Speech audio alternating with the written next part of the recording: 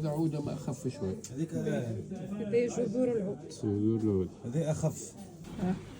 باهي هذايا شنيا باش نحطوه؟ هذا عود الورد. عود الورد. باهي عود الورد، شم ريحة العود والورد ومام طعم. مش معناه عود وورد مخلط مع بعضه، لا.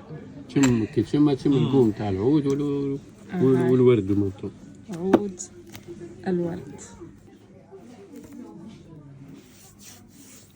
باهي بقداش هذايا؟ 10 دينارات. 10 دينارات. فما هذايا هذه تحس العود بيده يعني. هذايا العود العود شخصيا. العود شخصيا.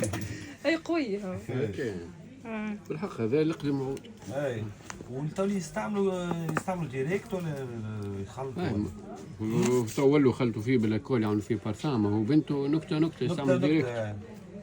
خلطوا تخففوا فهمتوا. هنا ديما نحط التونس نجيكرا. يا مرحبا. خاطر حاجتك ونقيش في بقى اخر.